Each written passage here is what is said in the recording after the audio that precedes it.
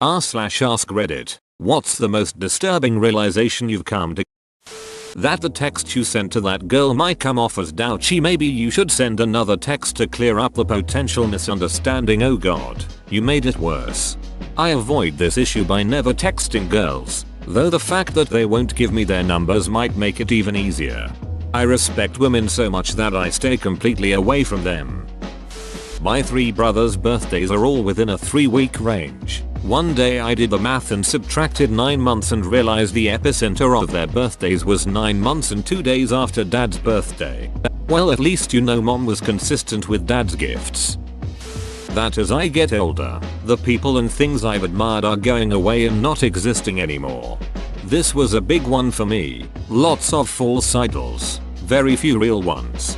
I don't know if they're false idols, as much as unrealistic expectations for individuals. We desire such perfection from the people we admire, but that doesn't take into consideration that every person has flaws. I find I do better when I temper my expectations from people, acknowledge the negatives, but admire the positives. Human beings are far more complex than black and white.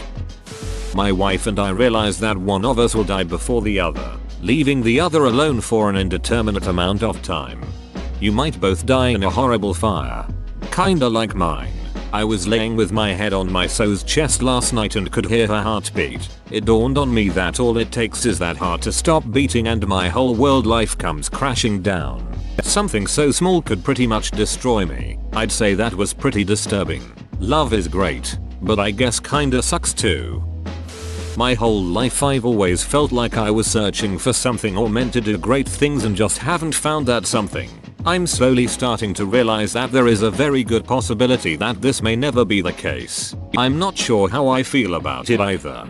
It's all about perspective. If your scope is too big, you might end up feeling like a failure. But if you keep your perspective a little more realistic, then you might find that you are doing great things. I'm going through the same thing. And it's a crappy realization when you start to understand what you truly are and aren't capable of. You don't have as much money as you thought you would. Your athletic skills are dwindling. You've never even attempted to write that novel because there's not enough time in the day. Sometimes I'm not sure how I feel about it all, but I try to keep my perspective realistic so that it doesn't bog me down. I can do great things for my family or small community. No matter how sweet and nice you are to people doesn't mean they will care about you. Can confirm. Source: I don't care about you. The older you get, time seems to speed up. I recently bought my first house, and by recently I mean 2015. It feels like it was yesterday that I bought it, and it's been 2 years already. Our perception of time is logarithmic. It is indeed disturbing, because from that perspective, assuming you're in your 20s, you've already experienced more than half of your life.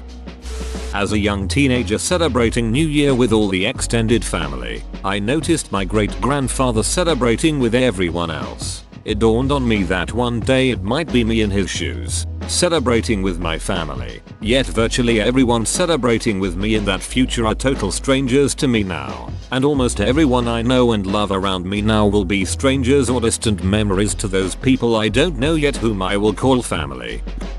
That I am that friend, the one people only call when everyone else is busy. You need to go out and make better friends. I know I hate it when people say that like it's the easiest thing in the world, because it's not. It's really ducking hard as an adult to get out and find people that you really connect with and share interests with and want to spend time with, whose lives aren't already full.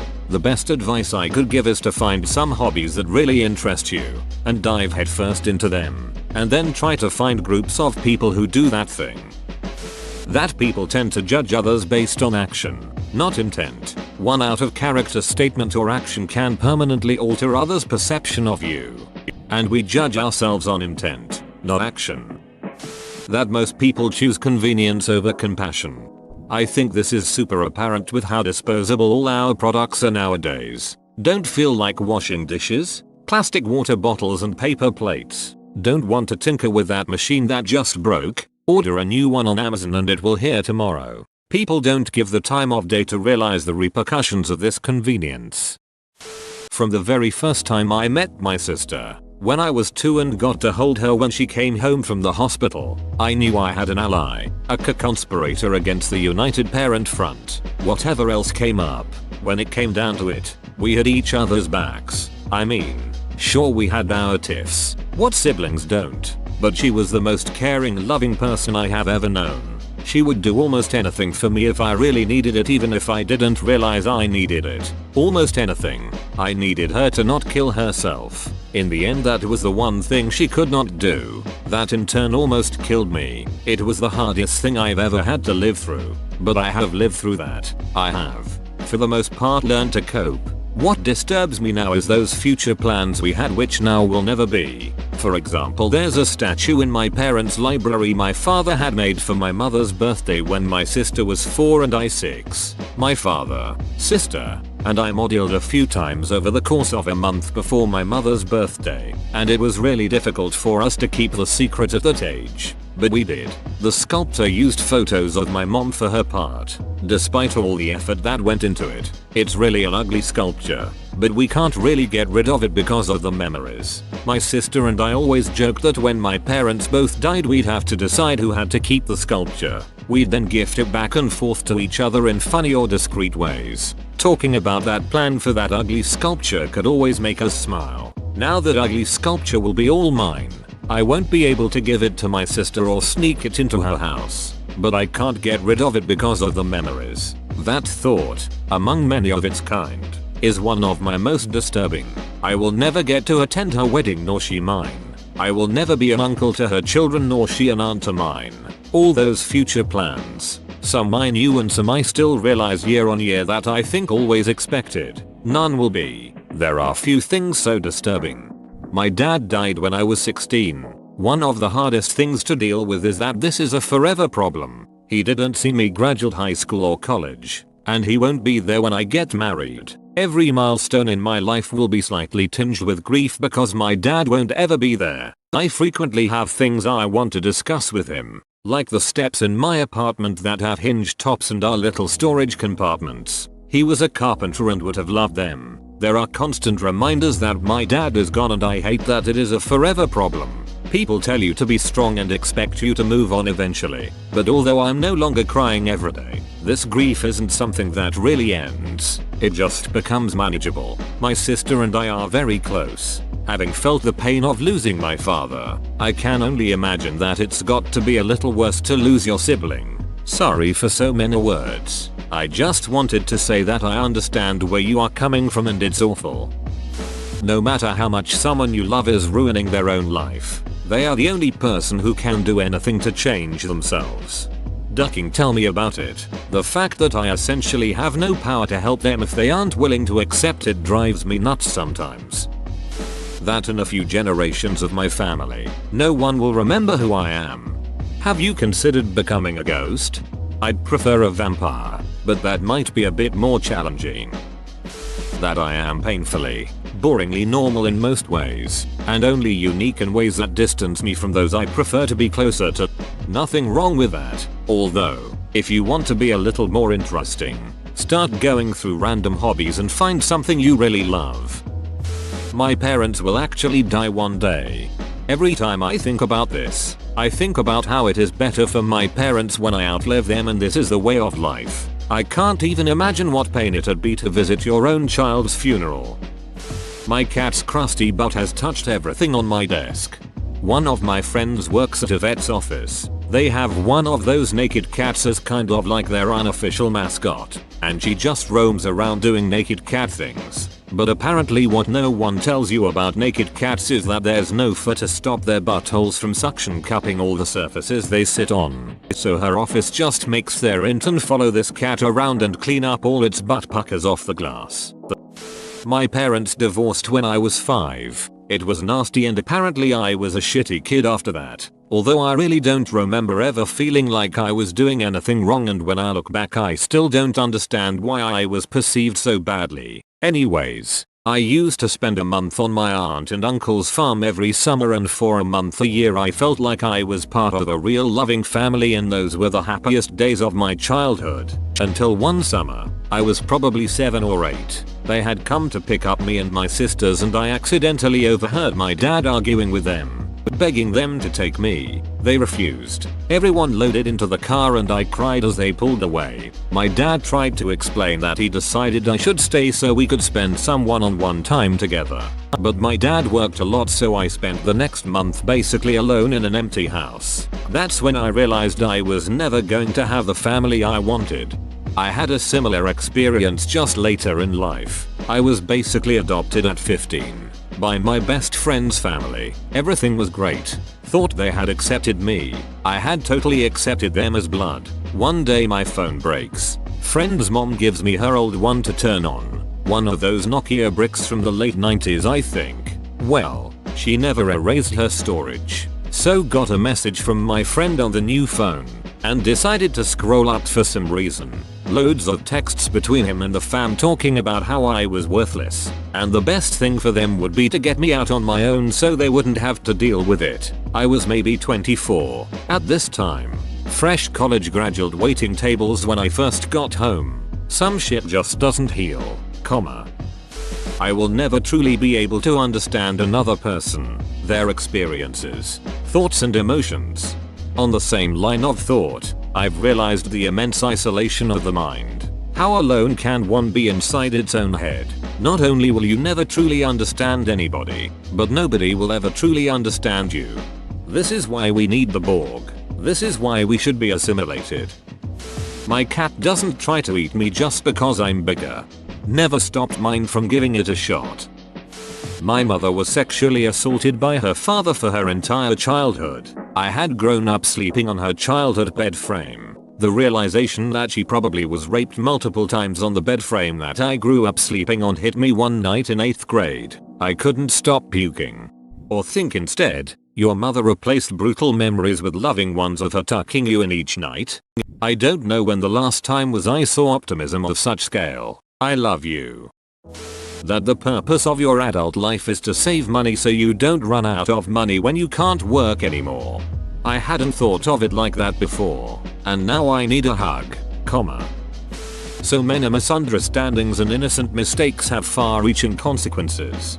A couple months ago, I asked my brother why he never sang along to our old favorite songs with me anymore. Turns out 10 years ago, I jokingly told him that he sucked at singing, and he had never sang around people since. I've been ducked up over that for a while.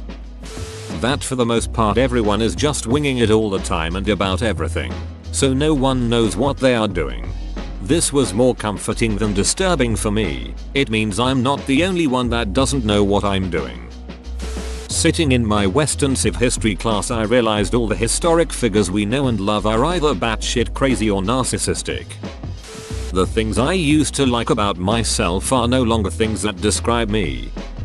As someone in the military, it was kind of terrifying seeing some of the people I served with. Like, the American public tends to think we are all hard-working heroes, and in reality we're a bunch of dumb ducks straight out of high school. I could mention something like plenty of people across the planet are being mutilated and killed for no good reason while I'm sitting at my desk mowing on Aureus, but that seems a bit typical. So instead, as a personal life realization, the chick I spent 11 years trying to appease, being the absolute best friend she's ever had, the bigger brother she never had, and investing my blood, sweat, and tears into making sure she was living comfortably and happily, will never love me the way I love her. Just thinking about that still does a number on my head. People aren't under any obligation to love you, no matter how much suffering you experience for this false sense of needing to be someone's guardian. It doesn't matter if that person was your only source of happiness. Love is a two-person job, a deal, not an obligation, not something that's one-sided. Give and take. You can give a lot and take almost nothing, but don't expect any sort of reward to come out of it simply because of that. Wish I'd known that from the beginning. The amount of wealth inequality in this world, more importantly, how the rich can just give an insignificant amount of money to the poor and completely change poor people's lives. and still not many do it. I visited a poor rural government school in India. Most kids there are from extremely poor backgrounds. The government gives free lunch to the kids in school, and this is an incentive for these kids to stay in school. When I went, I realized these kids did not have plates because the government did not pay for that and expected people to bring their own. Almost half of the kids could not do that, so they would wait for the other half to finish eating and then use their plates. This broke my heart. So I offered to buy every kid in the school plates for lunch. It cost me $100 to buy plates for 200 kids. Next afternoon, I could see that all the kids suddenly felt like they had the biggest luxury in the world. Have their own plates for food. Each kid could not stop smiling and treated their plates like the most valuable possession they had. I will never forget that. I was thinking to myself, these kids did not ask to be born to a poor family in a third world country. Sometimes the world is just not fair. I wish rich people realize how lucky they were and would do more to reduce suffering of others not as lucky as them. That everyone in my house, husband and 2 kids, has been in my vagina. Thanks for the chuckle in this depressing thread. There was a post in Shower Thoughts a week or 2 ago where the OP said something about how he thought we should be able to just turn off our phones and disconnect from social media etc for a couple days if we wanted to without having to feel weird about it or explain ourselves to anyone. It kind of ducked me up because I realized I probably could do just that and no one would even notice. In fact, it would take a lot longer than a couple days before anyone noticed. I've ruined my future. It's never too late to try to turn the train around. Trust me, been turning for 5 years now. Mental illness doesn't go away, you just have to deal with it. People can be absolutely evil, heartless beings. Once you see firsthand the terrible, violent and gruesome things one person can do to another, it opens your eyes. I will always be suspicious of every person I meet now. Law enforcement is one of those jobs that truly changes how you see the world. School, half a lifetime of work, brief freedom, death. You never know the last time that you're going to do something until the moment has long passed. You don't know when the last time you'll carry your child in your arms, the last time you'll see a once close friend, the last time you'll play a game. All of these and much more until you look back and realize that you haven't done it since and most likely never will. We're slowly killing our earth and we, for the most part, don't care, can't do anything about it. That I've probably thrown away enough decent food in my life to eat for a few months straight, and then realizing that the same goes for almost everyone who has access to a stable supply of food. Think of all the pigs and cows and chickens that have been slaughtered and simply just thrown away, or the crops harvested and cleaned and packaged just to end up in a landfill. Whoa, you made it to the end? You're a ducking beast. I'll cut you a deal. Smash like and subscribe for more curated content, bruh. It's free and that's a great price.